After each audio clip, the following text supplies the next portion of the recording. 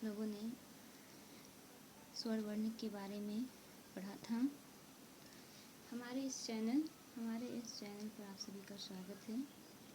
पिछले वीडियो में आप सभी ने स्वर वर्ण और व्यंजन वर्ण के बारे में, वर्ण भेद के बारे में मैंने आप लोगों को बताया था, जिसमें से स्वर वर्ण के सारे भेदों को आपने पढ़ा।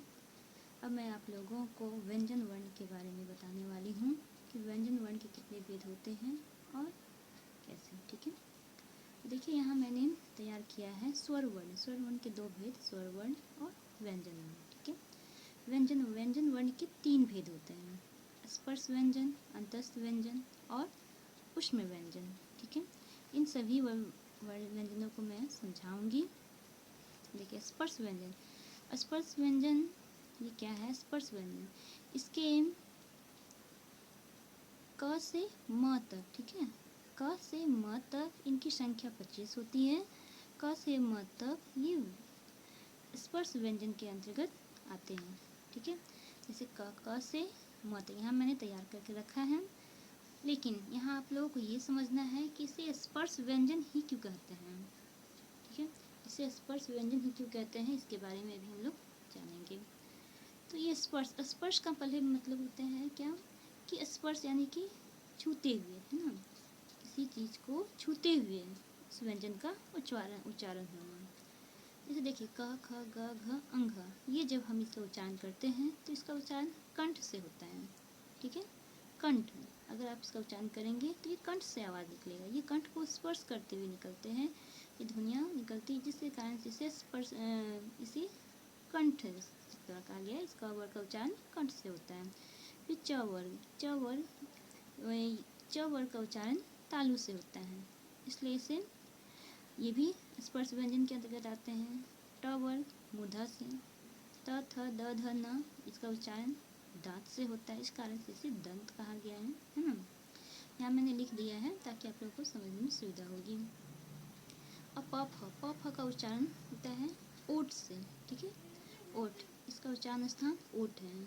तो ये जो पाँचों 25, इसकी संख्या 25 होती है। क से म तक जो मैंने दिया है, यानी कि इसे क वर्ग, च वर्ग, ट वर्ग, त वर्ग और प वर्ग भी कहा जाता है।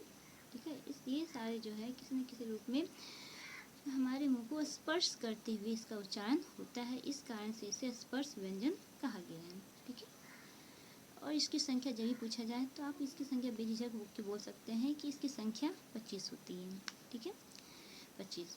अब देखिए दूसरा व्यंजन है कौन सा? अंतस्थ व्यंजन। अंतस्थ व्यंजन क्या है? अंतस्थ व्यंजन की संख्या 4 होती है। ठीक है, स्पर्श व्यंजन की संख्या 4 होती है। जैसे कौन कौन सा आता है इसमें? य, र, ल और व। इसके बारे में आप लोगों को बता दूं पहले, ये 4 वर्ण जो ये ना तो स्वर में आते हैं और ना ही ये स्वर और ये स्वर व्यंजन और फिर स्वर वर्ण और व्यंजन वर्ण। ठीक है, ये स्वर वर्ण और व्यंजन वर्ण के बीच में इसका प्रयोग होता है। ठीक है, य, र, ल, व, इसलिए इसे अलग रखा गया है और इसकी संख्या 4 होती है। इनका उच्चारण स्थान क्या क्या है सुनिए पहले।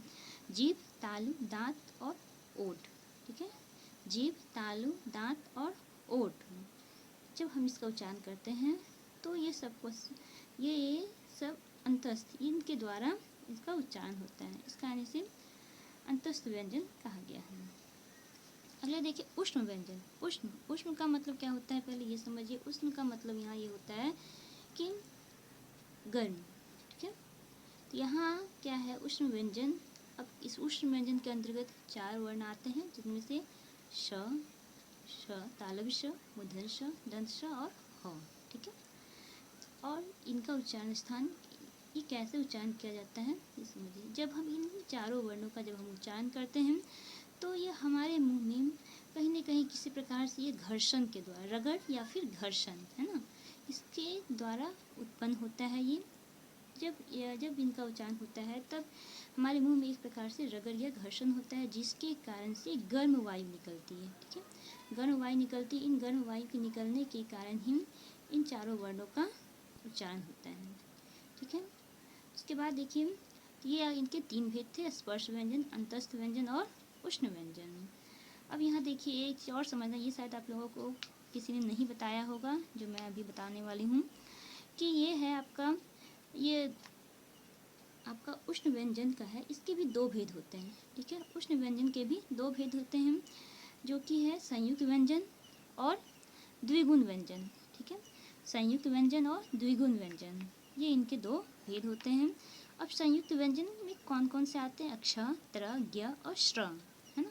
ये पिछले वीडियो में मैंने आप लोगों को बता दिया था कि संयुक्त व्यंजन किसे कहा गया है और द्विगुण व्यंजन किसे कहा गया है। ठीक है, ऐसे आप हमारे पिछले वीडियो को देखेंगे तो ज़रूर इसके बारे में अच्छे से समझ आएगी, क्योंकि उस पिछले वीडियो में मैंने इसे पूरी तरह से डिटेल में आप लोगों को बताया था।